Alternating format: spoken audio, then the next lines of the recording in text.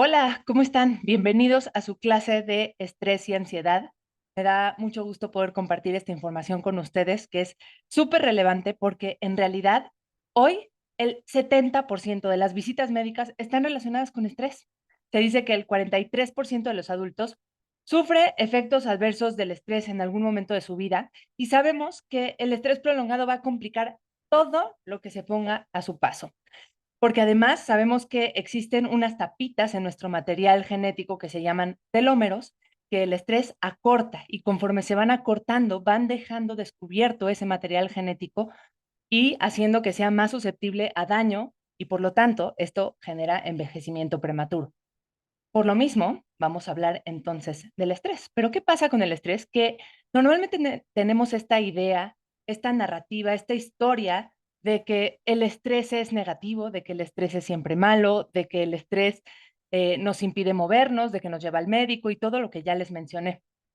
Sabemos sí que es malo y vamos a hablar de en qué momento puede alterar nuestra salud, pero también tenemos que entender que el cuerpo y la mente están constantemente sujetos a diferentes circunstancias que están cambiando y que tenemos nosotros una serie de respuestas en nuestro cuerpo, en nuestra mente, que nos van a ayudar a mantener el equilibrio. Entonces, vamos a definir qué es el estrés y qué no es el estrés. Para empezar, cuando nosotros nos referimos a estrés, tenemos que hablar de homeostasis. Cuando nosotros hablamos del equilibrio normal en nuestro cuerpo, que resulta de ciertos eventos internos y externos, en donde estos eventos sobrepasan la misma capacidad que tiene nuestro cuerpo y nuestra mente de adaptarse, entonces ahí es cuando estamos hablando de estrés. Entonces, la definición sería las alteraciones en el equilibrio normal que tiene nuestro cuerpo, al cual llamaremos homeostasis, y la alteración al equilibrio se da por eventos, ya sean dentro de nuestro cuerpo o fuera de él, o ambos, que al final sobrepasan la capacidad que nosotros ya tenemos integrada para poder hacer frente a esta situación. Cuando hablamos de alostasis, es un término un poquito más nuevo que quiero que conozcan, porque en realidad la alostasis se refiere al equilibrio que mantiene el cuerpo a pesar del cambio. Es esta resistencia que nosotros hacemos naturalmente al estrés. Entonces, esto es un concepto más nuevo que debemos de ir conociendo, porque la carga alostática es básicamente el precio que nuestro organismo paga por hacer estos esfuerzos crónicos y poderse enfrentar a las situaciones adversas. Entonces, cuando esta carga alostática ya no puede más, es cuando empieza a haber problemas, empieza a generarse esta situación de inflamación crónica. ¿Qué pasa con los estresores? Pues bueno, algo muy importante es reconocer de dónde viene, cuál es la fuente de este estrés. La fuente puede venir de afuera, como ya lo había mencionado, puede ser un estrés ambiental, puede ser extrínseco, en donde hay ciertas situaciones o eventos que causan estrés. Eh, por ejemplo, pensemos que nos mataba evolutivamente hablando, nos mataba la temperatura, el clima extremo, el frío, el calor, el hambre, las toxinas, los golpes, los traumatismos y las picaduras, ¿no? Entre otras cosas. Entonces, esos son estresores que alteraban nuestro propio equilibrio. Sin embargo, también tenemos estresores intrínsecos y para ello me refiero a los estresores que vienen dentro de nuestro cuerpo, de ciertos desequilibrios a nivel de nuestros órganos, cuando no funciona bien el hígado, por ejemplo, o el páncreas, a nivel metabólico, cuando la glucosa no está bien controlada, cuando no tenemos los nutrientes suficientes a nivel bioquímico, también hay desequilibrios y eso genera estrés intrínseco de parte de adentro de nuestro cuerpo, pero también puede ser no solo físico, sino también mental, un estrés psicológico. Y es importante destacar que el cuerpo y la mente son la misma cosa. Si tú generas un estrés corporal, va a generar en algún momento estrés en la mente. Y si hay un estrés psicológico, va a acabar generando un estrés físico. Ahora, ¿a qué me refiero con esta característica de que el estrés es genérico? Pues bueno, algo sumamente importante es que Nuestro sistema que nos ayuda a equilibrarnos es un sistema diseñado para mover los órganos y los sistemas y no solamente para una sola cosa, es decir, no hace diferencia en cuándo tiene que ajustar cuando hay un estresor físico o cuando hay un estresor psicológico. ¿Qué quiere decir esto? Que tu cuerpo va a generar la misma respuesta de estrés ante algo que estás viendo versus algo que estés imaginando. Y además también genera estrés versus algo positivo contra algo negativo. Por ejemplo, cuando tú te estás exponiendo a una situación grave, a una noticia muy fuerte, a que estás viendo que un carro está enfrente de ti, no se está moviendo y puedes chocar, es un estresor muy intenso. Pero también un evento positivo como una competencia de ejercicio o una fiesta sorpresa o que viene un examen muy importante puede generar respuestas en nuestro cuerpo aparentemente idénticas a las imaginarias o a las negativas. Entonces, hay que tratar de ir identificando cuáles son esos estresores, porque a veces no son tan evidentes, a veces son imaginarios y tenemos que saber cómo responder ante ellos. Ahora, en cuanto a cuando me preguntan, entonces, ¿el estrés es positivo o es negativo? Bueno, pues hablemos de qué parte el estrés nos da estos beneficios, cómo el estrés llega a ser positivo. Primero, sepamos que está diseñado para ayudarnos a trascender. ¿Por qué?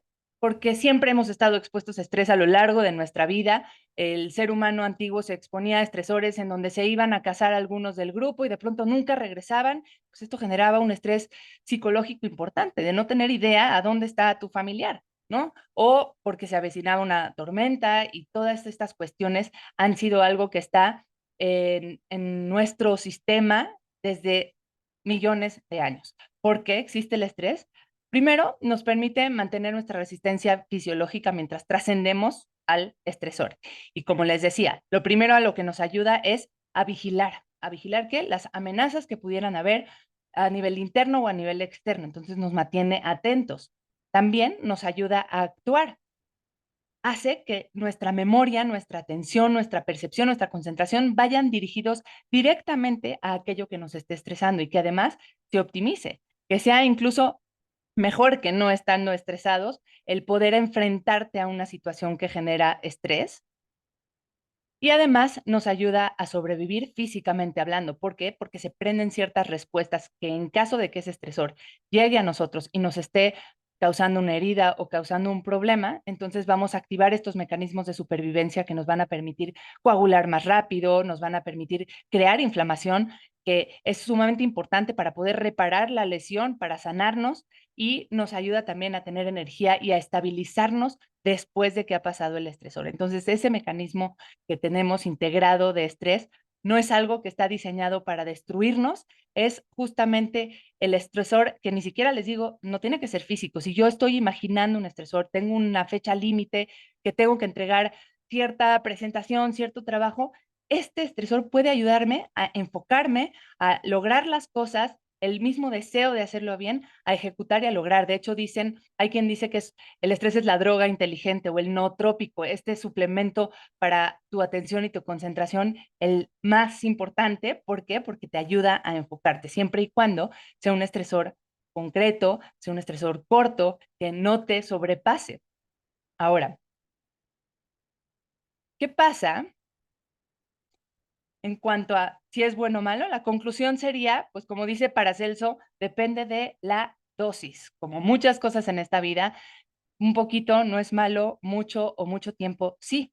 ¿Cuáles son los factores importantes que van a determinar que tu estresor te va a acabar por desbalancear o no?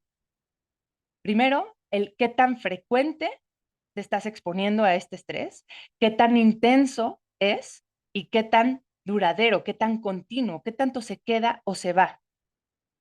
Y además, algo sumamente importante es cuánta capacidad tienes para afrontarlo, porque no necesariamente los estresores van a afectar a las mismas personas de la misma manera. La persona tiene una herramienta, un kit de herramientas para poder enfrentarse a esta situación que le va a ayudar a poderlo modular y trascenderlo, equilibrarse de vuelta o acabar por desequilibrarse, enfermarse y que traiga consecuencias importantes. Entonces, en realidad, cuando me preguntan si es bueno o malo, es bueno porque está integrado en nuestro sistema, en nuestro software para ayudarnos a trascender, pero cuando te pasas de estas características en donde ya es demasiado frecuente, demasiado intenso, demasiado continuo, o simplemente no es tan intenso, pero yo no tengo resiliencia para tolerar.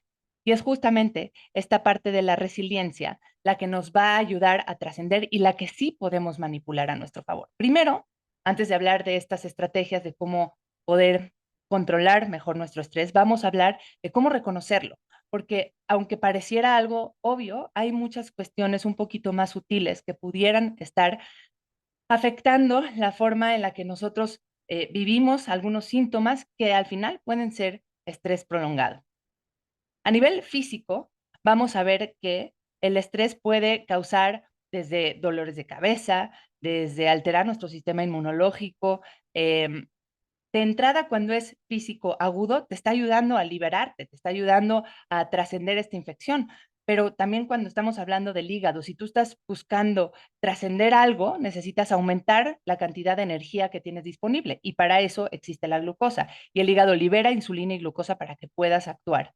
También los músculos se van a tensar, va a haber algunas otras funciones que no son realmente trascendentes o necesarias para la supervivencia, como la fertilidad, van a bajar, por lo cual puede haber disfunción eréctil, puede bajar importantemente la energía sexual, la libido, puede haber trastornos digestivos, porque también es una de las funciones que se ponen en pausa. La digestión no es prioritaria para la supervivencia, por lo tanto, pueden aparecer problemas como gases, como acidez, como reflujo, como estreñimiento, diarrea, puede haber un aumento en la frecuencia cardíaca, de hecho la hay, porque cuando tienes que enfrentarte a una circunstancia que representa un reto, tu corazón tiene que bombear más rápido para asegurarse que la sangre llega a los órganos más importantes. También aumenta la frecuencia respiratoria, se abren los bronquios, se abren los pulmones para que tengas aire disponible, oxígeno disponible y se sube la presión arterial. ¿Qué pasa a nivel mental? Cuando tienes un estresor, se modifica la concentración, el comportamiento, que podría estarse manifestando como un comportamiento adictivo, como irritabilidad, como apatía, como cambios en nuestro estado de ánimo, se altera la memoria y puede aparecer problemas como ansiedad o depresión o enmascararlos, no realmente tener un diagnóstico ni de ansiedad ni de depresión, sino que el asunto del estrés esté haciendo que parezca que tengas un diagnóstico así. Ahora vamos a entrar un poquito más a detalle en estos síntomas y cuándo se aparecen y cuándo ya no es algo benéfico para nuestro cuerpo. Vamos a hacer la diferencia de agudo versus crónico. Es sumamente importante para poder cambiar esta narrativa del estrés y dejar de pensar que el estrés es malo y entender que en el correcto contexto nos salva la vida. Entonces, a lo largo de la vida, como habíamos mencionado, el estrés es esta serie de respuestas que tenemos de alguna manera ya integradas. Es una serie coordinada de respuestas no solo a nivel de nuestras hormonas, a nivel de nuestro sistema inmune, de nuestro sistema nervioso. Todo se modifica y se activa para poder garantizar la supervivencia de una persona a medida que van cambiando las circunstancias, ya sean internas o externas. Tener picos de estrés agudo durante el día o durante la semana te deja en una mejor posición para poder combatir una infección, para sanar una herida, para enfocarte en algo que quieres lograr.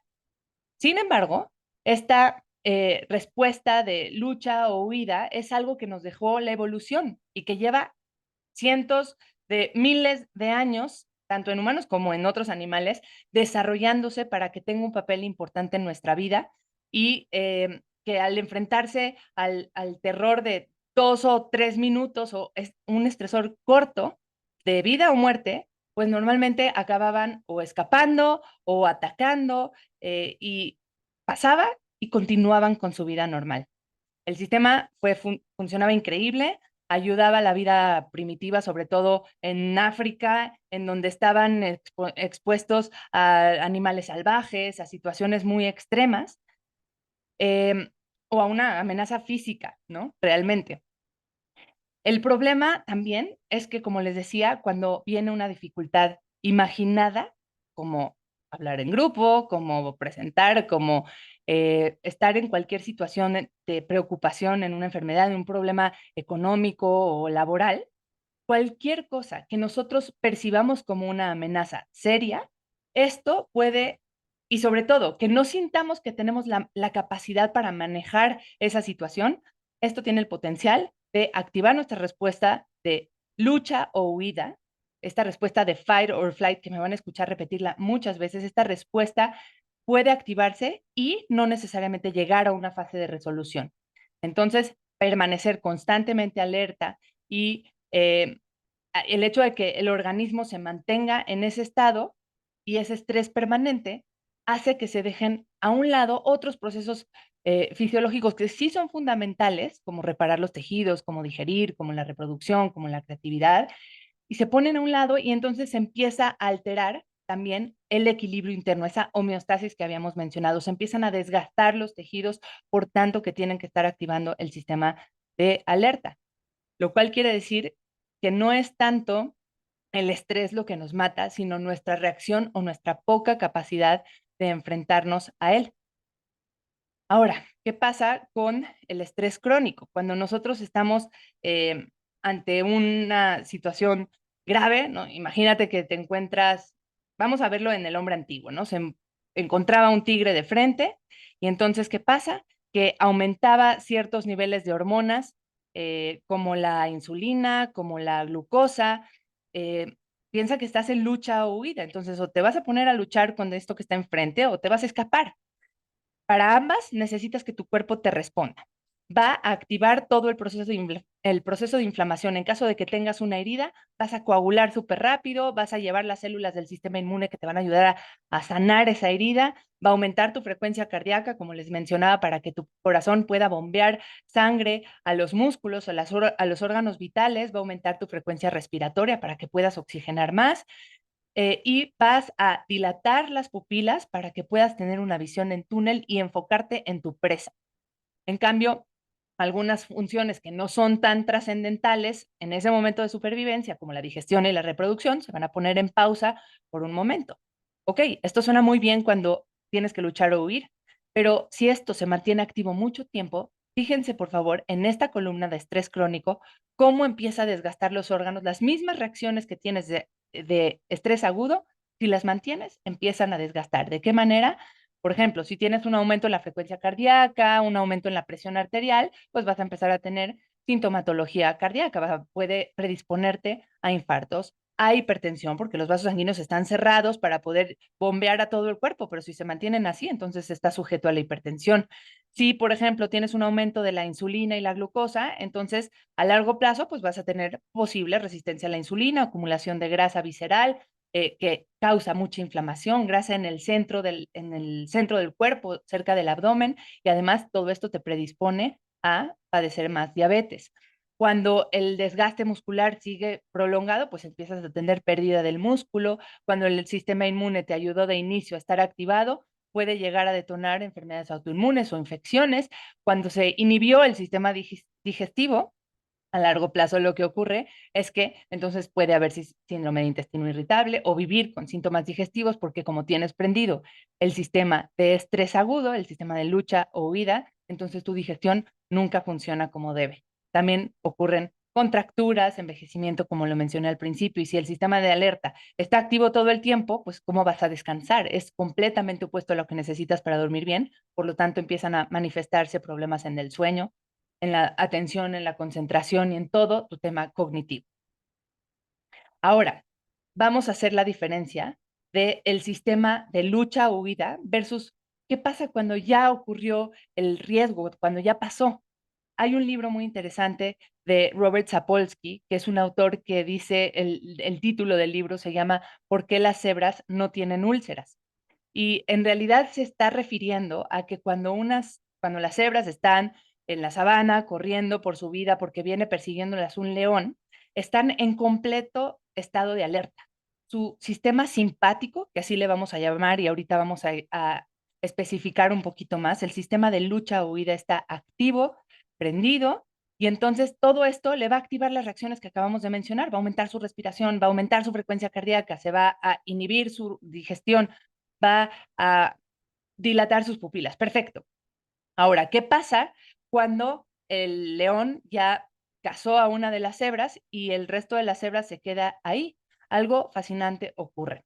El león empieza a comer porque mató a una de las cebras y el resto de las cebras, lejos de alejarse y seguir corriendo, paran, se quedan ahí a un lado y se ponen a pastar, se ponen a comer, se relajan, se duermen porque saben que el peligro pasó. Aunque el tigre siga ahí, aunque el león siga ahí, ya como ya comió, ellas saben que pueden activar el otro sistema llamado sistema parasimpático. Ese sistema que permite el descanso, que permite la digestión, inmediatamente después se activa. ¿Y qué ocurre? La cebra baja el estado de alerta, cierra otra vez las pupilas, ya no necesita tenerlas dilatadas, contrae sus pupilas, hace más lenta su respiración, disminuye su frecuencia cardíaca, activa su digestión para poder comer y disminuye el tono muscular. Qué bueno fuera que nosotros tuviéramos este sistema así de activo y pudiéramos hacer el switch de uno a otro así de rápido.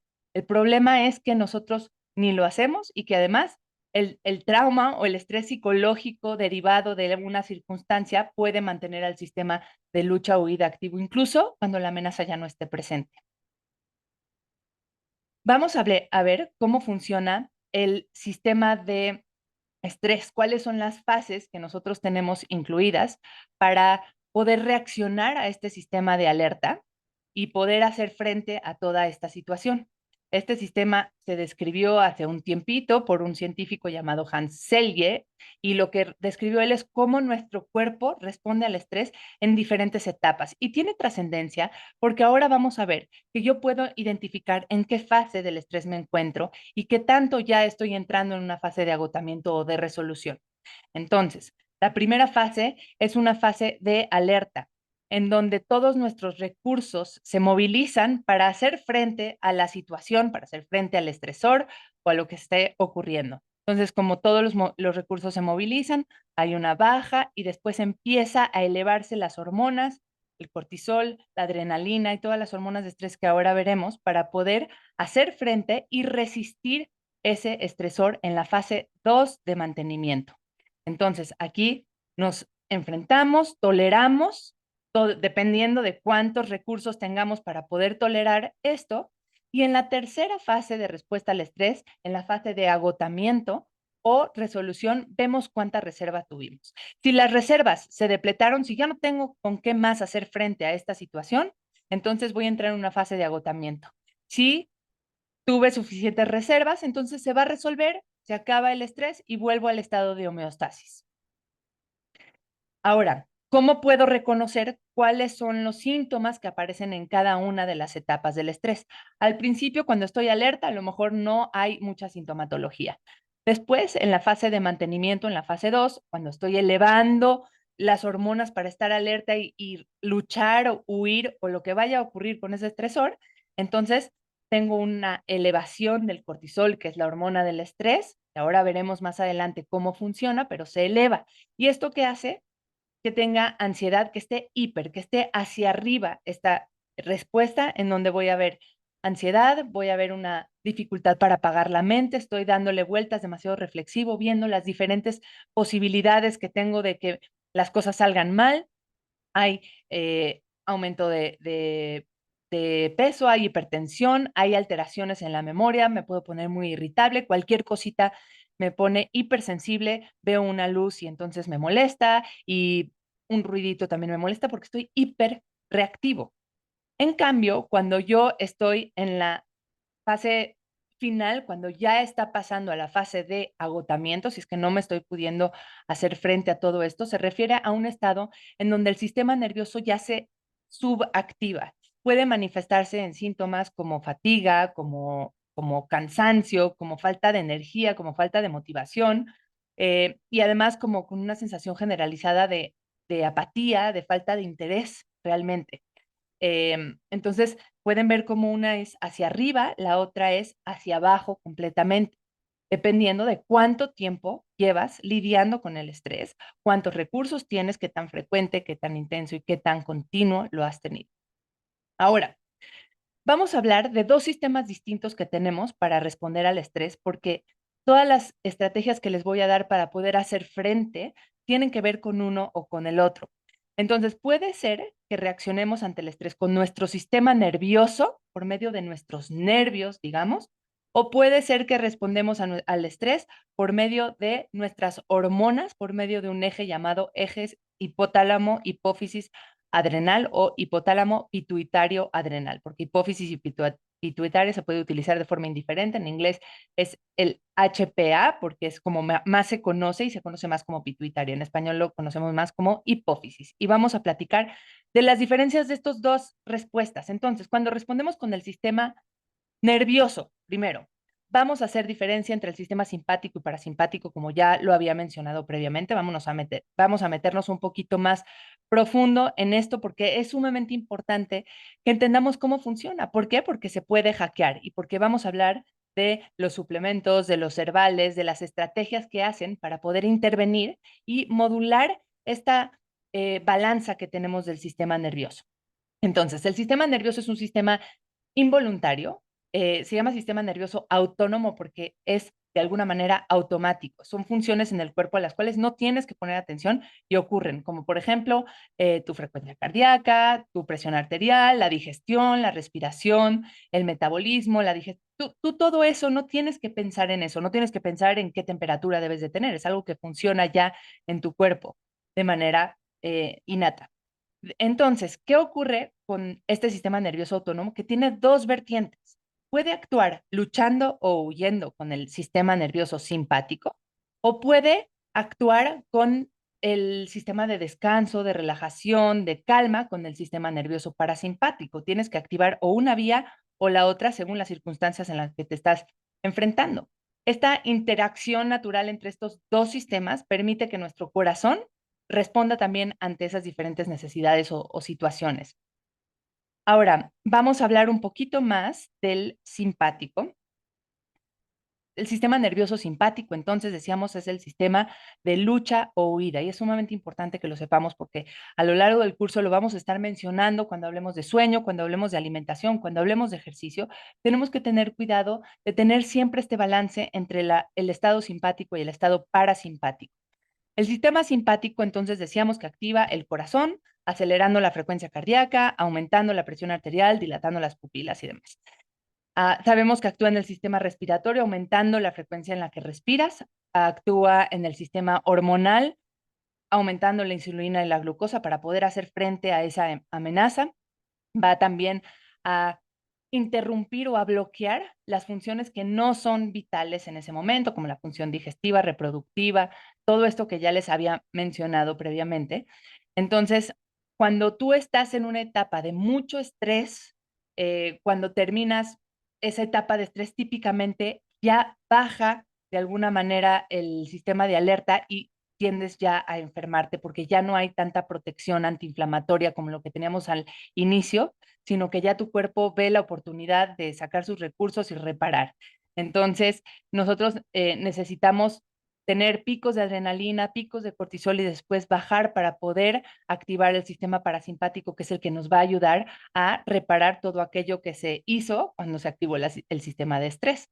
Ahora, ¿qué pasa con el sistema nervioso parasimpático? Que actúa por medio de un nervio, específicamente del nervio vago y por muchas otras sustancias que actúan en orquesta para poder meternos en un estado de relajación, de reparación, de contemplación, de meditación, todas estas funciones que son mucho más de trascendencia que de supervivencia, como la reproducción humana, como el descanso, todas esas acciones están dominadas por la parte parasimpática y entra una vez finalizada la lucha, justamente para poder bajar la frecuencia cardíaca, para mantener el equilibrio. ¿Qué pasa entonces con el nervio vago? Vamos a hablar de esto. Se llama nervio vago porque es uno de los pares craneales, uno de nuestros nervios más importantes en el cuerpo, que transmite señales entre el cerebro, el corazón, el sistema digestivo. Dentro de las funciones que domina en el nervio vago o que interviene son la digestión, la frecuencia cardíaca, la presión arterial, la respiración, la respuesta inmune, pero también nuestro estado de ánimo, el gusto, el habla, la sensación que tenemos en nuestros músculos. Comienza en la parte posterior del cerebro y luego va bajando y se va haciendo ramificaciones, conectando la garganta, la lengua, el corazón, el abdomen, las vísceras, envuelve a los órganos digestivos y como los va envolviendo por todos lados y pasa por todas partes, por eso se llama nervio vago, Entonces, en otras palabras, el nervio vago es como este canal que tenemos de comunicación entre el intestino y el cerebro.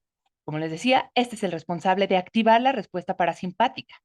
Ahora, voy a hablar mucho más adelante de que nosotros podemos intervenir en esta respuesta del nervio vago, podemos activarlo, podemos interceder, aunque yo les mencionaba que el sistema nervioso autónomo era automático, de alguna manera también se ha visto con las investigaciones que podemos hackearlo, tiene ciertas vías de entrada en la que nosotros podemos estimular o tonificar a este nervio vago y entonces podemos activar la respuesta parasimpática porque por default vivimos en lucha o huida. Hoy hay un montón de estímulos desde el correo, desde el teléfono, desde todo lo que nos activa y pocas cosas o hay pocas estrategias o a lo mejor no las activamos tanto para poder contrarrestar ese estado de activación o de sobreestimulación.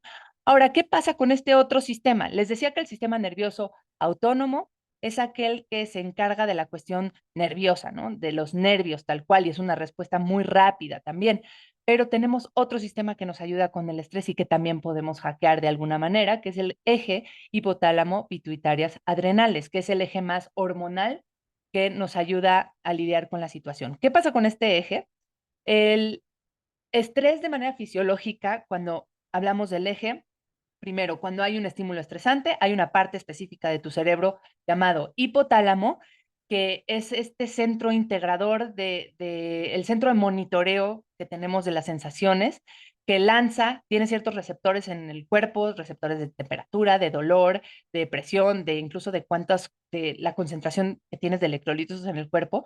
Y entonces el hipotálamo condensa toda esta información y va sensando y regula el apetito, la alimentación, la hidratación, y muchas otras funciones. Entonces, cuando tienes un estresor, activa el hipotálamo. El hipotálamo en cuestión de segundos produce una hormona que activa a la pituitaria, a esta hipófisis que les mencionaba que tiene este otro nombre.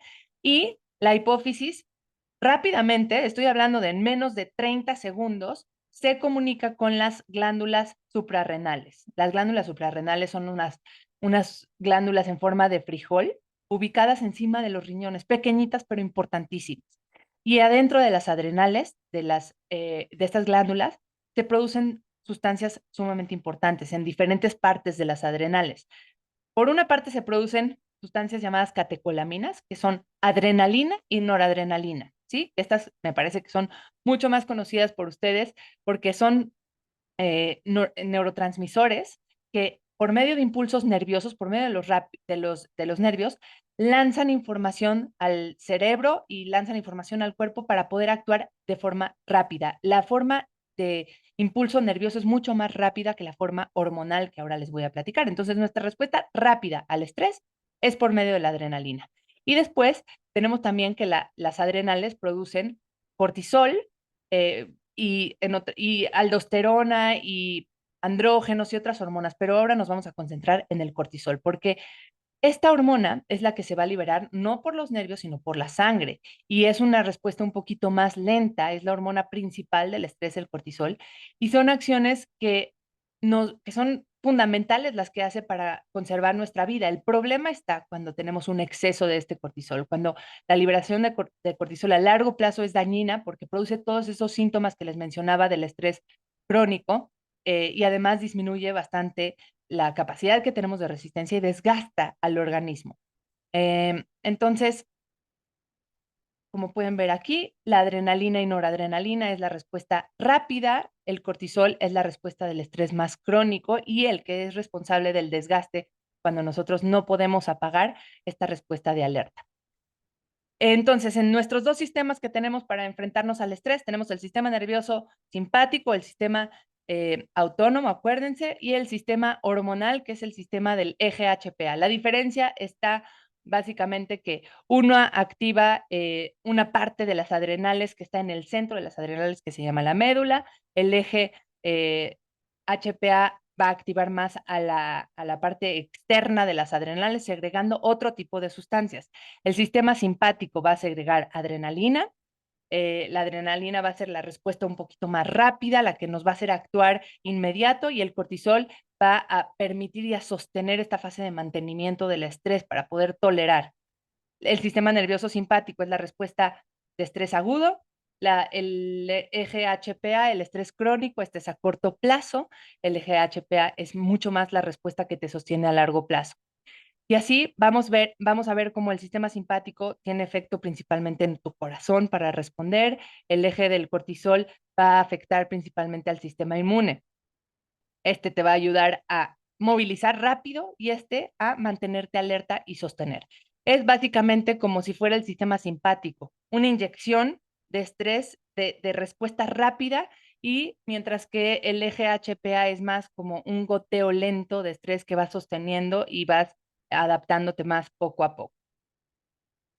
¿Qué tenemos que hacer entonces para poder modular nuestro estrés crónico? Tenemos que hacer dos funciones importantes: desactivar el sistema de alarma y activar el sistema de calma. Las dos cosas. Tengo que desactivar el simpático y activar al parasimpático.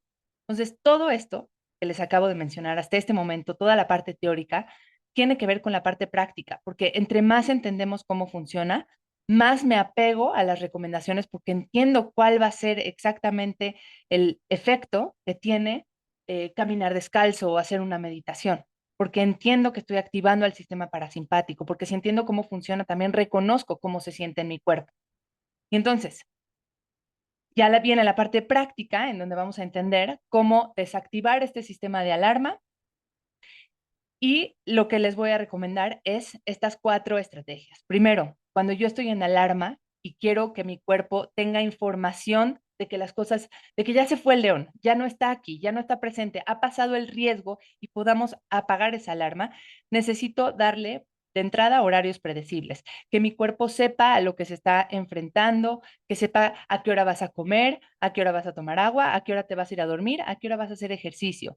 Este tipo de horarios predecibles, entrar en una rutina le va a ayudar al cuerpo a sentirse seguro, contenido y a prepararse, a saber qué esperar, a que las cosas sean predecibles. Entonces, horarios predecibles, cuando ya te sientes con un estrés crónico, fija tus horarios de alimentación. Sé que a veces es difícil porque salimos a trabajar, porque la vida, porque los hijos, pero el tener algo, lo que sea, y tratar de mantener más o menos media hora en la consistencia de tus alimentos en la hora de acostarte, hasta en el momento en el que vas al baño, porque hasta eso se puede ayudar a programar en el cuerpo y le ayuda bastante.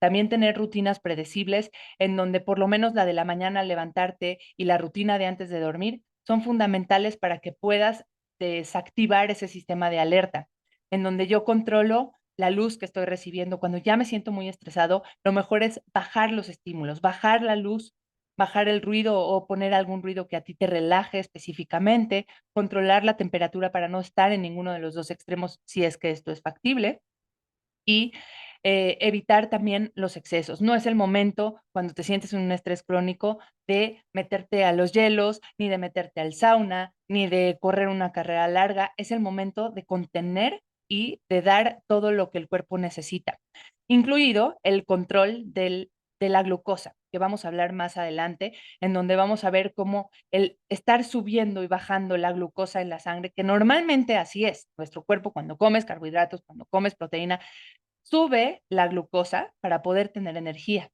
pero el tener picos muy elevados, cuando tú ya estás bajo estrés, les he mencionado que tienes más liberación de insulina y más liberación de glucosa. Si a eso le sumas carbohidratos solos, sin su fibra, sin su proteína, todo esto lo vamos a ver más a detalle en la clase de nutrición, pero si a todo eso le sumas otro pico de glucosa que venga de la parte de alimentación, entonces esta superelevación va a hacer que baje demasiado y esos picos y valles van a hacer un descontrol también a nivel emocional importante y van a seguir activando este sistema de alarma.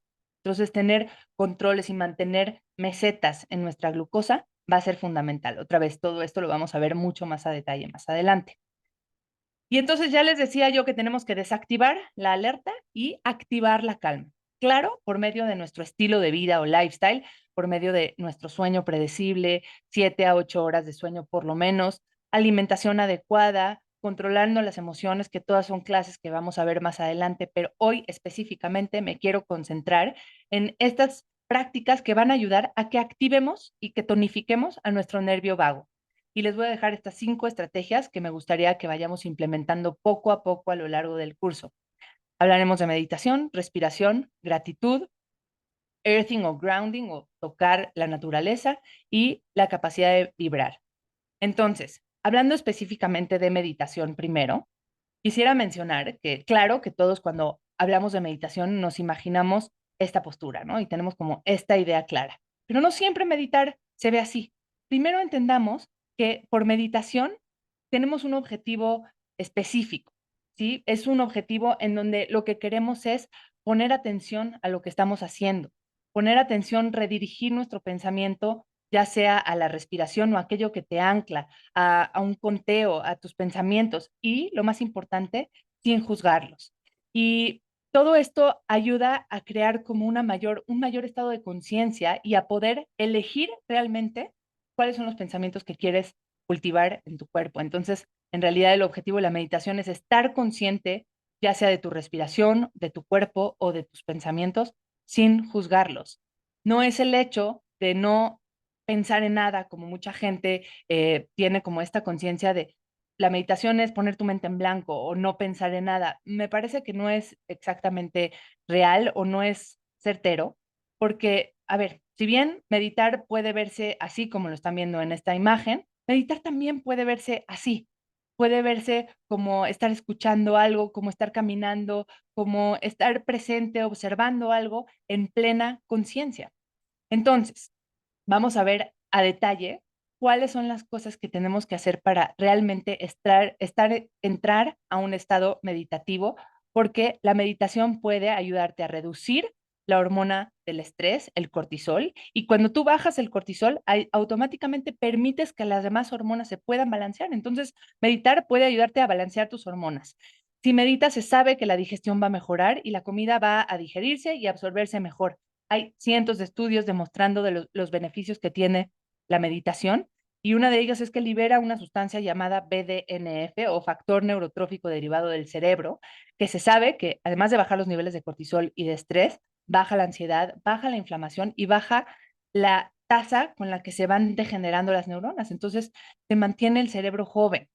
Por lo tanto, meditar es una gran idea y hay ciertas claves que eh, yo he encontrado y que he investigado que son como las características que hacen que una meditación sea efectiva.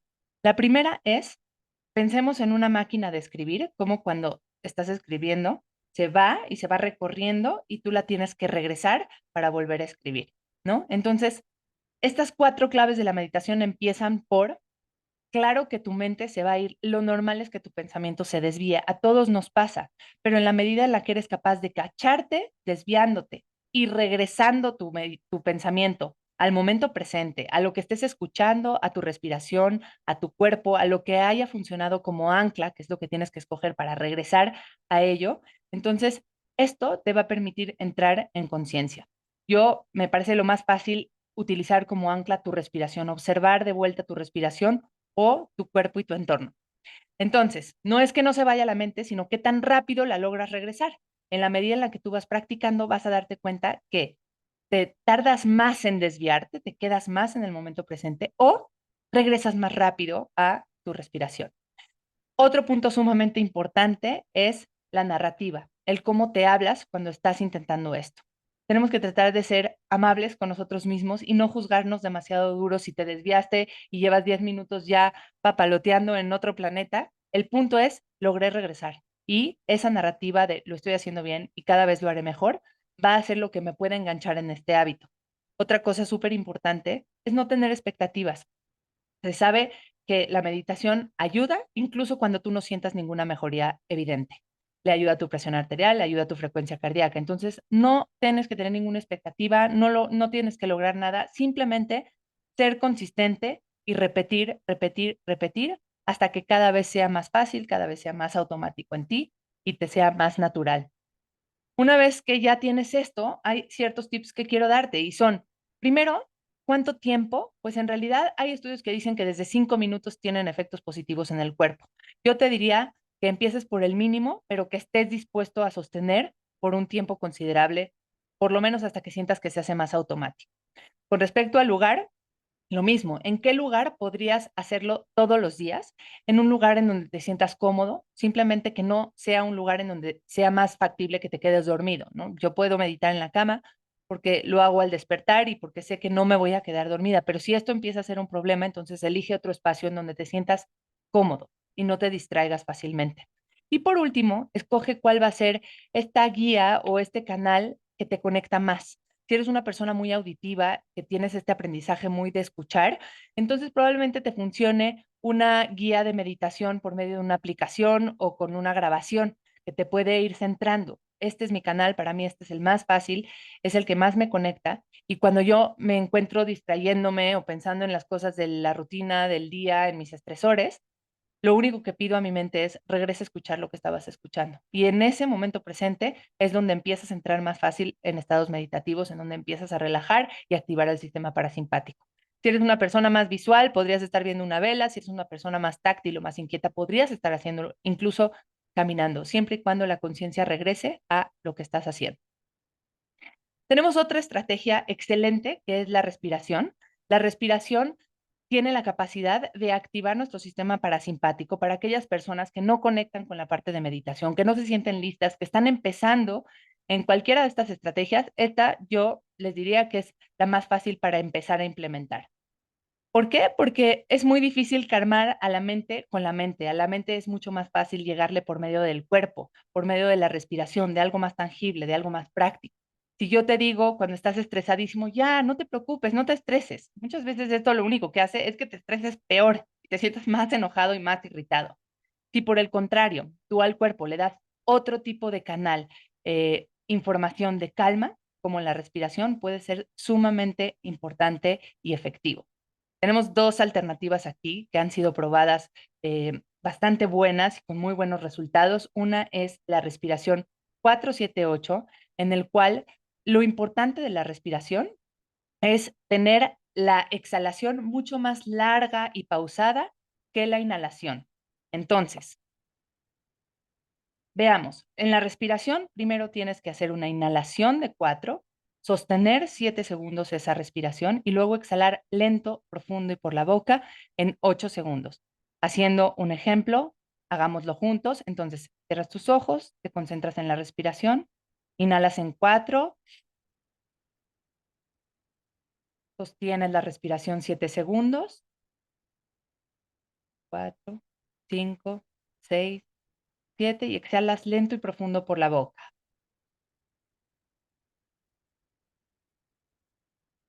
7, 8.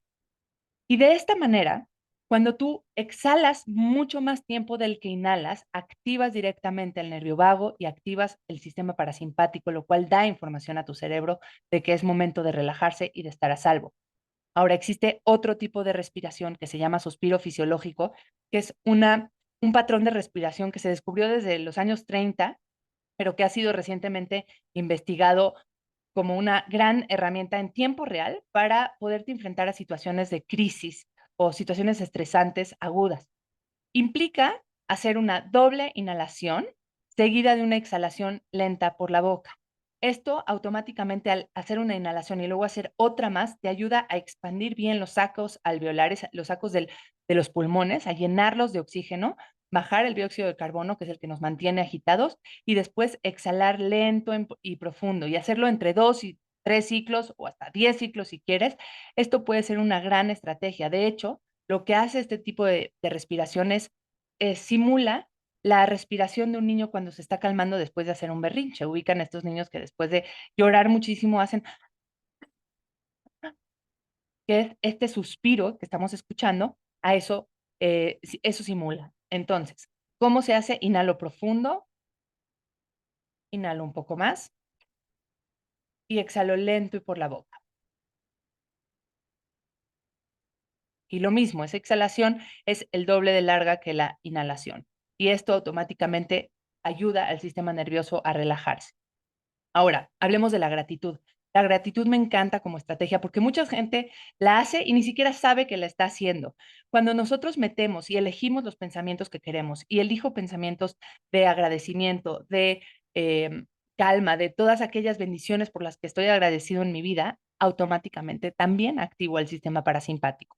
¿Cuándo hago esto? Pues la gente que reza, siempre y cuando estas prácticas de rezo y estas oraciones sean más enfocadas al agradecimiento por lo que sí tengo que a la petición por lo que no tengo, porque la petición y la solicitud genera mucha ansiedad de alguna manera y pone el foco en lo que no tengo. En cambio, cuando yo apunto a estas prácticas en donde voy simplemente recitando nuestras bendiciones que tenemos y agradeciendo y contando todo esto, entonces automáticamente puedo también activar este sistema de calma. Lo puedo hacer rezando, lo puedo hacer escribiendo como una estrategia que hago al final del día o al inicio del día, como 3 cosas que agradezco el día de hoy, y simplemente esto ayuda a que mi pensamiento le dé más foco a las cosas que hay versus las que no hay. Y por eso dice William James, la mayor arma contra el estrés es nuestra capacidad de elegir un pensamiento sobre el otro. Y esto sí lo puedo hacer. Y la última estrategia, que es earthing o básicamente estar en contacto con la naturaleza, es fundamental. Primero porque el estar cerca de la naturaleza nos ayuda como a equilibrar las cargas que tenemos, porque nosotros vamos cargando de las pantallas, de los teléfonos, de todos los dispositivos electrónicos, vamos cargando ciertas cargas positivas y la tierra naturalmente tiene cargas negativas. Entonces, cuando nosotros nos descalzamos y pisamos la tierra, el pasto, la arena, ayuda a que podamos equilibrar estas cargas, porque además también el estrés y la inflamación generan estos radicales libres, estas sustancias que pueden llegar a dañar los tejidos y podemos neutralizarlos cuando nosotros nos exponemos a la tierra directamente. A mí me da risa porque si le hablábamos al cavernícola y le contáramos que hoy en día tenemos que tomarlo con conciencia y prescribir, yo tengo que escribirle a mis pacientes, necesito que estés en contacto con la naturaleza, el cavernícola no podría imaginarse cómo puede existir hoy un futuro en el cual pasen semanas en las cuales tú no toques nada de la naturaleza porque traes los zapatos puestos, porque te subiste al carro y del carro te bajaste a la oficina y nunca tocaste en tus manos la naturaleza. Y acuérdense que nuestra genética está diseñada en la época de las cavernas. Realmente nuestra genética necesita todavía aquellas cosas que nos ayudaron a evolucionar. Entonces, el poderte acercar a una superficie natural ha tenido varios beneficios a lo largo de la historia. Cada vez hay más ciencia que dice que el estar en contacto directo con la naturaleza puede ayudarte a normalizar tus ritmos biológicos internos. Por ejemplo, cuando te vas de viaje y tienes jet lag porque tienes diferencia horaria, te permite modular ese jet lag o adaptarte mucho más rápido al horario local.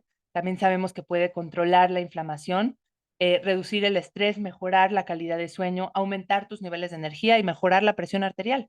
¿Cuánto tiempo? Te estoy hablando de 5 o 10 minutos. El punto es que lo hagas todos los días. En el earthing o grounding, también llamado, se ha visto que lo importante es no tanto el tiempo, sino la consistencia, la frecuencia con la que te estés exponiendo a este hábito, que además es importantísimo no solamente tocarlo, también se ha visto que existen estos baños de bosques, como le puse aquí, baño de bosque es prácticamente caminar en el bosque un rato durante el día, si es que vives en un lugar cerca a, una, a un bosque, puede llegar a controlar mejor los niveles de presión arterial. También hay data que dice toda esta información.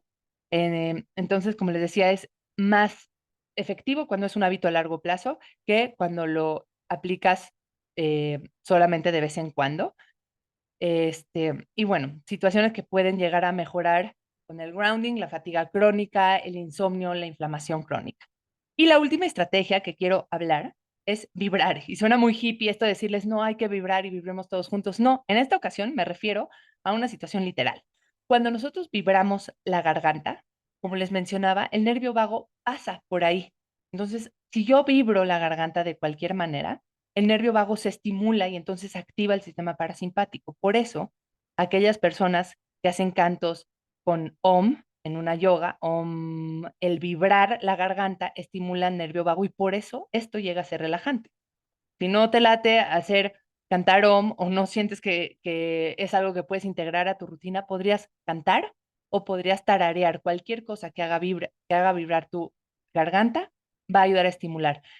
Una estrategia que yo mando mucho para empezar es, por ejemplo, hacer gárgaras. Después de lavarte los dientes, hacer gárgaras con agua 2, 3 minutos antes de acostarte podría llegar a activar al nervio vago para poder activar el parasimpático y bajar el estado de alerta. Entonces, cuando ya estamos hablando de todas estas estrategias, es porque queremos equilibrar o ecualizar del sistema de alerta al sistema de calma. ¿Qué pasa cuando ya está equilibrado, cuando ya no me siento en una situación de estrés o de amenaza? Pues bueno, dicen que el mejor momento para arreglar el techo es cuando no está lloviendo. Bueno, pues para todas estas estrategias existe otro concepto que se llama hormesis.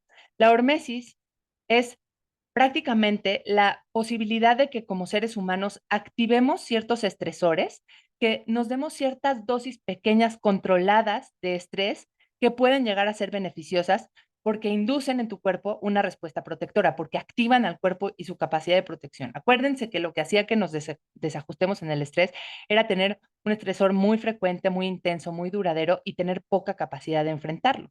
Pero si tengo ya buena capacidad, si no es muy intenso, si está dosificado, entonces puedo activar mi respuesta de hormesis, que es esta respuesta en la cual prácticamente no te mata, no es un estresor que te va a derrumbar, pero te va a fortalecer. Aquello que no te mata, pero te hace más fuerte, puede funcionar como un inductor de hormesis. ¿Y cuáles son esos inductores? Hay un montón de cosas que pueden ayudarnos a fortalecernos y hacernos más resilientes cuando, otra vez, ya estamos en equilibrio. Cuando alguien está con estrés crónico, cuando está en una situación, una etapa de su vida muy angustiante o con mucho cambio, no es el momento de hacer estos inductores horméticos, porque si no vas a acabar por desequilibrar por completo esa balanza. Entonces, ¿cuáles podrían llegar a ser esos inductores de hormesis? El frío, el calor, el ejercicio, las pesas, el ayuno. Vamos a escogí algunos específicos el día de hoy que pueden llegar a ser muy prácticos y fácilmente aplicables. Entonces, empecemos primero por el frío. Yo sé que todos han visto por ahí a la gente metiéndose a los hielos en las redes y tomando su foto y demás, y todo esto tiene una razón. Si bien es verdad que la exposición al frío es un tipo de estresor que activa nuestra respuesta del cuerpo para equilibrarse, libera ciertas hormonas como adrenalina, como noradrenalina, como cortisol. Por eso les decía que si ya estás estresado y con esto liberas más cortisol, pues vas a desequilibrar. Pero si no, es una liberación controlada de estas sustancias que pueden ayudarte a desarrollar cierta resiliencia al estrés. Además, porque tanto el frío como el calor estimulan la producción de ciertas proteínas específicas relacionadas con el estrés, que se llaman proteínas de choque térmico, que pueden ayudar a proteger a nuestras células del daño que causa el estrés. Entonces, la exposición a temperaturas frías, además, al elevar la noradrenalina, este es un neurotransmisor que te ayuda a tener un mejor estado de ánimo, a tener más atención, a mejorar tu función cognitiva, como lo habíamos mencionado en el estrés agudo. Entonces, eso, más aparte que el frío puede ayudar a activar una cosa que se llama grasa parda, que es un tipo de grasa en el cuerpo que es metabólicamente activa, que tiene muchas mitocondrias o muchas pilas de energía, lo cual hace que generes más calor. Entonces, cuando tú te metes al frío, activas este tipo de grasa que quema calorías. Entonces, puede ayudar a controlar de una mejor manera la glucosa. ¿Cuáles son los requisitos para que el frío te ayude? Básicamente es hacerlo de forma continua. Se dice que logras no desensibilizarte del todo, pero acostumbrarte un poco más al frío, más o menos en unos 15 días. Hay personas que más rápido, hay personas que menos. Lo que sí es que si lo dejas de hacer por 2 semanas, pierdes esa capacidad de adaptación. No necesitas meterte al frío, o sea, demasiado intenso, con que tengas una temperatura de más o menos 18, 19 grados, que no es tan frío, activas este sistema de hormesis. ¿Qué requisito? Cuando tú empiezas a ver que en la piel de tu cuerpo empiezas a hacer piel de gallina, entonces esto quiere decir que los músculos debajo de la piel se están activando, produciendo calor y vas a tener los beneficios. Siempre y cuando no te sientas en riesgo, yo te invito a que pruebes esto en tu baño. Cuando te vas a bañar, antes de que se caliente la regadera, te metes directo, el agua no tan congelada, algo fría que hagas escalofrío, unos 30 o 60 segundos al inicio o al final de tu baño. Terminar con este frío puede dejarte con un estado de ánimo mucho más activo, ayudarte a crear más resiliencia al estrés. Puedes hacerlo solo en tu cara, puedes hacerlo todo el cuerpo, el tema es ser consistente. Ahora, ¿qué pasa con el calor? El calor también puede ser un inductor de hormesis. ¿Cómo podríamos estimular el tema del calor? Porque también activa, como les mencionaba, estas proteínas de choque térmico que pueden ayudarnos a proteger nuestras células del daño del estrés. El calor mejora nuestra función cardiovascular. ¿Por qué? Porque cuando tú te expones a calor, vas a activar los mecanismos similares a como si estuvieras haciendo ejercicio. Vas a activar la frecuencia cardíaca, vas a mejorar las células de los vasos sanguíneos, o los vasos sanguíneos se van a relajar, se van a abrir, lo cual va a permitir una mejor regeneración de los tejidos y además una mejor detoxificación del cuerpo. Entonces, tiene varios beneficios. Se ha visto que la exposición al calor tarda un poquito, alrededor de 6 semanas para poder ver los beneficios, pero mientras yo cuide el estado de hidratación, que es sumamente importante, porque si yo me deshidrato, el efecto va a ser negativo. Entonces yo lo que tengo que hacer es elevar de alguna manera mi grado de temperatura corporal para poder tener efectos en la circulación, en la piel, en la relajación muscular.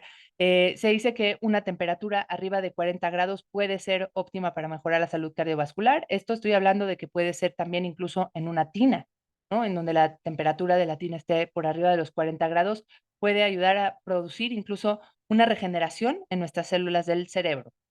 Entonces, lo único que tenemos que tener en mente es que un hombre que está buscando ser papá y que tiene baja fertilidad o baja cuenta de espermas, debe de evitar saunas, jacuzzis o temperaturas elevadas porque puede llegar a bajar la cuenta de espermatozoides temporalmente. Entonces es algo que tienen que tener en mente y el estado de hidratación sumamente importante que se puede medir a través de la orina, si la orina está suficientemente transparente, no huele demasiado intenso y me he estado hidratando a lo largo del día antes y después en otra sesión veremos la hidratación correcta, pero yo tengo que cuidar el estado de hidratación para que esto tenga beneficios. Y por último, hablemos del ayuno, aunque hoy no es la clase de ayuno, quiero que sepan que el ayuno per se puede llegar a activar en el estado de escasez de nutrientes, puede llegar a activar a mi cuerpo de tal manera que yo responda activando ciertas sustancias, ciertas proteínas y que me ayude a adaptarme mucho más rápido a este estrés. Además de que se activan también las sirtuinas, que son ciertas proteínas que nos pueden ayudar a proteger a las células del daño que causa el estrés, la inflamación y tiene cierto efecto antienvejecimiento interesante. También sabemos que el ayuno, sobre todo el ayuno prolongado, más de 24 horas, aumenta la producción, aumenta la autofagia, que es el proceso en el cual las células que ya no funcionan tan bien se reciclan y se limpian de alguna manera estas células que quedan ahí como que no se han terminado de morir, pero tampoco funcionan. Entonces, la autofagia es este proceso celular en el que se pueden eliminar todas estas sustancias y proteínas nocivas de desecho y que no se acumulen causando envejecimiento. Ahora, ¿qué pasa con la variabilidad de frecuencia cardíaca? Este es un punto muy importante del cual quiero platicar, porque es una métrica relativamente nueva que se ha visto que entre más alta es un factor importante protector de enfermedad y que mejora la calidad de vida. Esta variabilidad de frecuencia cardíaca la podemos encontrar en los dispositivos que miden, como los relojes inteligentes o como el anillo para dormir, miden esta variable que le llamamos en inglés heart rate variability o variabilidad de la frecuencia cardíaca, que en realidad, chequen esto, se parece a la frecuencia cardíaca, pero no es lo mismo. Es la variabilidad que hay, la medida de variación de tiempo entre un latido del corazón y el otro. Es decir, el corazón debe de ser relativamente rítmico y latir pum, pum, pum, pum. Pero ¿qué creen? Que el latido entre uno y otro no es exactamente igual cada vez. Hay variabilidades de milisegundos entre uno y el otro. Esto está regulado justamente por el sistema nervioso autónomo, por el simpático y el parasimpático. Entre más estresado estás, el corazón es menos resiliente, es decir, va a ser mucho más rítmico y va a haber menos variabilidad entre un latido y otro, ¿no? Va a ser más pum, pum, pum, pum. En cambio, Cuando tú tienes el sistema parasimpático un poco más activo y has recuperado bien, va a haber esta diferencia entre un latido y otro, porque quiere decir que el corazón está listo, está mucho más resiliente para actuar en situaciones de riesgo. Entonces, la variabilidad de frecuencia cardíaca es una medida individual, no hay rangos ni de edades, simplemente es algo que tú tienes que ir viendo que va a la alta y que se va elevando y evalúa qué tan rápido te recuperas. Es normal que con el ejercicio, que con el sueño interrumpido, que con el estrés crónico, con la enfermedad, baje la variabilidad de frecuencia cardíaca, pero en la medida en la que te estás recuperando, tienes que verlo otra vez, ir hacia arriba, eh, o cuando estás haciendo alguna actividad relajante, con la meditación, con todas las prácticas de activación del nervio vago, también vas a ver que la variabilidad de frecuencia cardíaca se eleva. Ahora, quiero dejarles esta parte ya final de la clase en donde hablamos de ciertos laboratorios que podemos medir, en donde tenemos que asegurarnos que estamos en los rangos. Acuérdense que en medicina funcional los rangos son un poco más estrechos porque no estamos buscando no estar enfermos, estamos buscando optimizar nuestro funcionamiento y eso quiere decir que no voy a dejar un rango tan amplio, sino que voy a tratar de estar en lo ideal. Para eso, los laboratorios que tengo que tener en mente para que mi cuerpo funcione bien son una biometría hemática, porque queremos evaluar cómo está la hemoglobina, cómo está nuestra cantidad de oxígeno que podemos tener disponible en nuestros tejidos.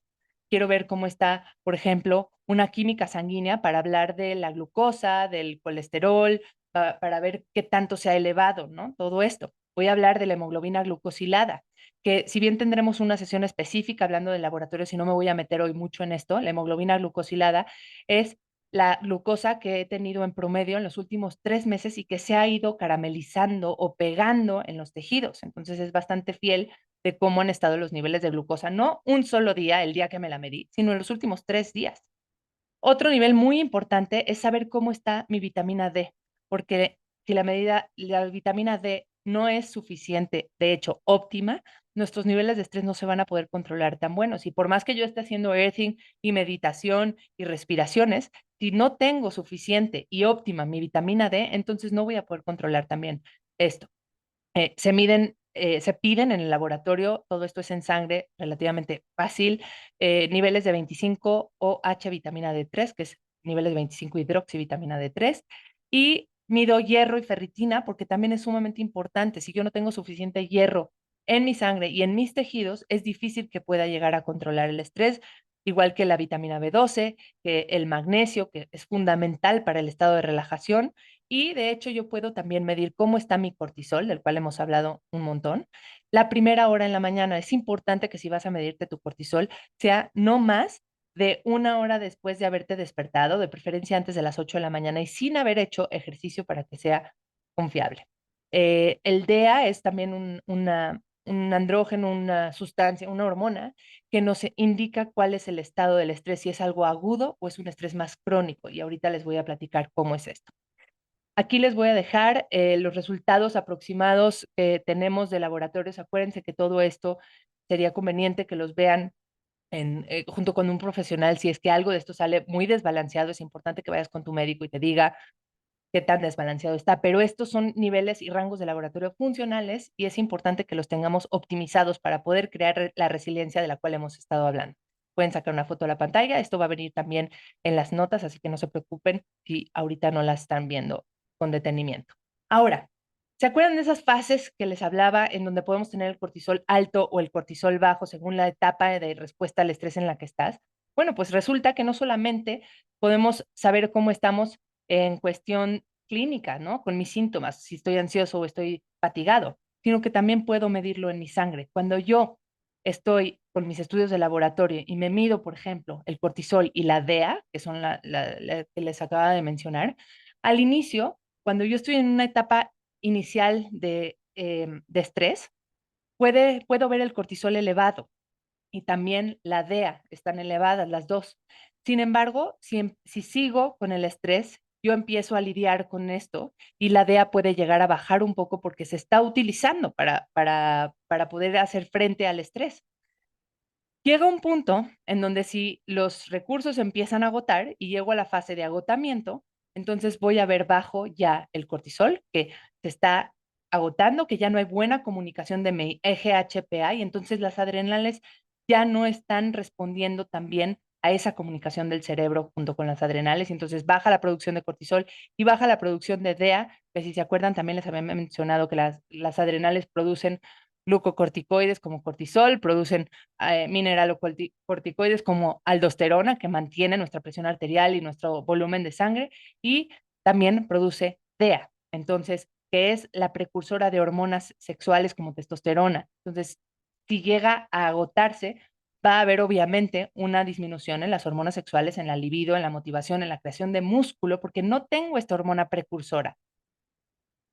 Y entonces, ¿qué suplementos puedo utilizar para modular? Aunque me gusta siempre mencionar que no puedo resolver un tema de hábitos con una pastillita, ya sea pastilla, suplemento, herbales o lo que le digas, no puedo irme a la solución rápida. Tengo que hacer el acúmulo de todas las estrategias que hemos platicado hasta ahora y además agregar a lo mejor los suplementos para tener un estado óptimo de nutrición puede ayudar bastante. ¿Qué tipo de suplementos ayudan a manejar mejor el estrés? Tenemos vitamina D3, omega 3, complejo B, magnesio, teanina, glicina, fosfatidilcerina. Hablando un poco de cada una de estas. La vitamina D3, como lo mencionaba, nos ayuda a controlar nuestras hormonas, nos ayuda a controlar nuestro estado de estrés, nuestro sistema cardiovascular. Y es importante que si yo registro que la tengo baja en mis estudios, pueda agregar vitamina D3 porque normalmente, a pesar de que la obtengo del sol, no siempre es suficiente porque no estamos exponiéndonos al sol como habitualmente lo hacíamos en la historia, ¿no? Cuando todos estábamos en alguna parte en África y recibías el sol y estaba la gente sin ropa, esa exposición tal vez era la adecuada. Hoy que nos hemos movido a diferentes países, a diferentes latitudes y que ha habido además ciertas mutaciones en el receptor de esta vitamina, ya no tenemos la cantidad suficiente por medio del sol y muchas veces para poder optimizarla tenemos que suplementarnos, siempre en conjunto con vitamina K, y siempre, sobre todo cuando damos dosis altas de una vitamina D3 y estás tomando más de 5,000 unidades, valdría la pena agregar vitamina K que permite que el calcio se vaya donde se tenga que ir y que funcione como debe funcionar en el cuerpo. Entonces, además de la vitamina D, vamos a hablar del complejo B. ¿Por qué es importante el complejo B? Porque, perdón, primero hablemos del omega. El aceite de pescado, que lo vamos a ver en muchas clases, en muchos contextos, es fundamental, no solo porque baja el nivel de triglicéridos y mejora tus grasas en la sangre, sino porque también funciona como un antiinflamatorio, ayuda en la presión arterial y sabemos que ayuda también a mejorar el estado emocional, ayuda a tener una mejor atención, una mejor concentración y puede ayudarte a controlar también de buena manera el estrés. ¿Qué pasa con el complejo B? Cuando el estrés es crónico, empieza a depletar, en la fase de agotamiento, de las reservas que empieza a ocupar, son las reservas del complejo B de vitamina B6, B9, B12. Entonces, cuando nosotros nos ayudamos con un complejo B, en donde el complejo ya trae la combinación de estas vitaminas, que también podemos obtener de verduras de hoja verde, de huevo, de lácteos, de frijoles, de carne, estas vitaminas nos ayudan a optimizar el proceso en el cual vamos a controlar el estrés y todo el sistema nervioso. Entonces, es importante y desempeña un papel clave como un nutriente esencial para evitar problemas neurológicos, apoyan al sistema nervioso, como les mencionaba, y también tener una respuesta saludable al estrés. ¿Qué pasa con el magnesio? El magnesio lo vamos a hablar mucho más a detalle, a profundidad en la clase del sueño, pero también tienen que saber que ayuda a la producción de energía, es uno de los minerales más abundantes del cuerpo, actúa como cofactor, ayudando al proceso de más de 300 enzimas en el cuerpo, nos puede ayudar a regular la presión arterial, a bajar la insulina y la glucosa que les decía que se suben con el estrés. También puede ayudar a mejorar los síntomas de migraña, de contracturas musculares derivadas del estrés crónico, los síntomas de ansiedad y depresión. Entonces, me parece una muy buena estrategia. Claro que los podemos obtener de los alimentos, pero el 50% de la gente sale deficiente de este nutriente porque no logra consumir la suficiencia por medio de la alimentación. Está en el salmón, en pollo, en carne, en algunas semillas como la semilla de calabaza, en los frijoles, en las nueces, en las hojas verde oscuro. Sin embargo, es de los suplementos que más recomiendo. Nos ayuda a producir más serotonina, nos ayuda a promover el estado de relajación y hay varios subtipos que veremos más adelante específicamente para el estrés. Recomiendo glicinato de magnesio entre 200 y 600 miligramos aproximadamente. Ahora van a tener también esta pantalla en donde tienen las dosis de cada uno de los suplementos que les voy a recomendar. ¿Qué pasa con la tianina? La tianina es una sustancia que es un aminoácido que no se utiliza para hacer proteínas, pero se encuentra naturalmente en el té. El té verde tiene mucha teína, pero también el té negro, y puede ayudarnos a modular el estrés y la ansiedad. Puede funcionar en el cuerpo como un ansiolítico, puede ayudar a mejorar el sueño y algunos aspectos como de tu atención y tu concentración. Entonces, la suplementación con tianina, buena idea para personas que tienen estrés agudo y que no saben si lo van a poder lidiar o no. Cuando hay una circunstancia extemporánea de estrés, puedes ayudarte con tianina para reducir para mejorar la respuesta que tienes ante el estrés. La dosis, como ven por aquí, entre 100 y 200 miligramos por la noche puede ser una buena alternativa. Glicina, la glicina también es un aminoácido que nos puede ayudar a sentir más calmados, que puede ayudar a bajar incluso la temperatura corporal, lo cual puede promover un mejor sueño, un sueño de mayor calidad, además de que tiene beneficios a nivel cognitivo. Puede ayudarnos también a controlar la glucosa en la sangre, los cambios que tenemos de glucosa que les había mencionado, em, y también a modular el estrés. Hay dosis, se puede utilizar desde dosis pequeñas de 1 gramo hasta 5 gramos, se han visto algunos estudios que tiene buenos efectos. La fosfatidilcerina me gusta porque, aunque todavía no se ha hecho muchos estudios al respecto, se ha encontrado que puede ayudar a mejorar el estado de ansiedad, la memoria y toda esta cuestión del pensamiento ansioso antes de dormir, del monkey mind, de estar de un pensamiento a otro, reduce un poquito este diálogo mental y puede ayudar a bajar el cortisol para poder relajarse y dormir. En cuanto a los adaptógenos, sabemos que son hierbas que nos ayudan a controlar, a modular el estrés y muchas otras funciones. Son hierbas, plantas, raíces, hongos incluso, que ayudan a fortalecer, a mejorar nuestra resiliencia del sistema nervioso ante el estrés. Pueden ayudar aumentando de forma, no son muy específicos, pero pueden ayudar a que tu bioquímica se adapte mejor, a que tu sistema cognitivo se adapte mejor a un estado de estrés. Los efectos, los adaptógenos específicos para modular el estrés, se los voy a dejar aquí. Em, y en realidad, las dosis dependen de cómo viene la presentación de cada uno de estos adaptógenos. Hay quien, si logras encontrar, por ejemplo, de ashwagandha, Witania somnífera, que es la sustancia activa en extracto, entonces vas a tener que tomar menos dosis. Si es la raíz completa, tendrás que tomar más dosis. Normalmente los frascos dicen cuál es la dosis que tienes que tomar y puedes hacer mezclas de todos estos.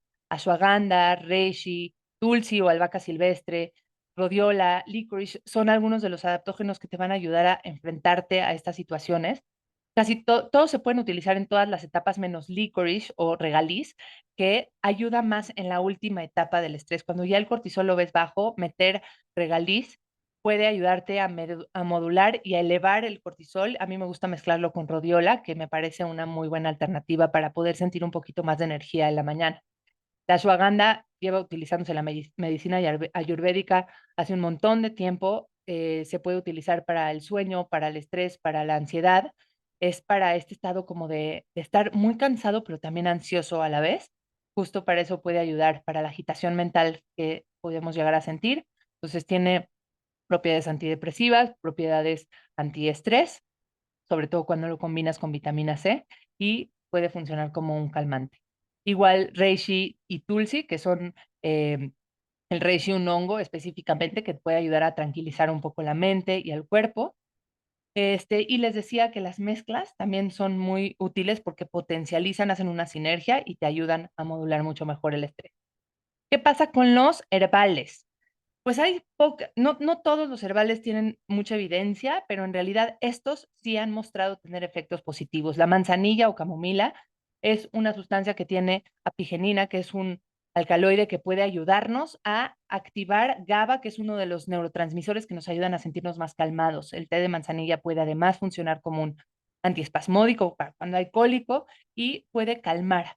Todos estos, tanto en tés, por ejemplo, como en suplementos, a veces en esencias, pueden ayudar a relajar al sistema nervioso. La lavanda también es una buena alternativa, en donde es de las hierbas más populares que hay y de las evidencias que más tiene es como un ansiolítico.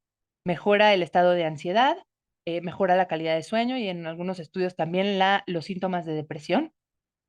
Este, no hay como una dosis específica que se haya estudiado. En general, el uso que más se le da es por medio de aromaterapia y funciona, por ejemplo, en el difusor y es una buena idea cuando no quieres agregar un suplemento más. La valeriana es una raíz que puede tener un sabor muy fuerte y muy intenso, pero tiene algo de evidencia de que puede ayudar a mejorar el insomnio y la ansiedad, porque aumenta el neurotransmisor GABA también, como se los había mencionado, es un neurotransmisor relajante. El toronjil o la melisa, también llamada melisa, también puede mejorar como calmante y relajante. La, la cava también es muy interesante, es una raíz utilizada para bajar esta excitabilidad del sistema nervioso, estrés, ansiedad, la tensión. Tiene efectos sedantes, no es tan fácil encontrarla, la realidad es que en México es difícil conseguirla, pero puede ayudar también, sobre todo con episodios de estrés agudo, puede ayudar un gotero en medio vaso de agua a calmar un poco el sistema nervioso. Y bueno, después de tantísima información, acuérdense que todo esto lo tienen disponible grabado y lo pueden ir viendo a su propio paso, pero les voy a dar una escala para poder calcular aproximadamente cómo estás de estrés, qué tan agudo, qué tan leve, moderado o severo y qué tanto está moviendo tus decisiones. Es una escala que tú puedes ir sumando los puntos para situarte y más o menos ver si este es uno de los pilares de estilo de vida en el cual más atención tienes que poner. Y por eso lo veo al principio, porque creo que es una de esas cosas que si le damos atención va a ayudar a que todo lo demás que estemos haciendo funcione muy bien. Entonces, eh, por último, quiero decirles que el estrés es algo de lo cual no nos vamos a poder librar. Los estresores siempre van a estar ahí, pero nosotros podemos tener más resiliencia para aprender a lidiar mejor y tenemos que ir creando un estuche de habilidades para poder enfrentarnos y cada vez accionar más rápido y regresar a un estado de homeostasis o de equilibrio. Por último, los dejo con esta frase que dice, el momento para relajarse es cuando no tienes tiempo para hacerlo, cuando sientes que ya no puedes más y que no tienes tiempo para hacer ninguna de las prácticas que acabo de mencionar en la clase. Ese es el preciso momento en el cual tienes que empezar a accionar. Muchas gracias.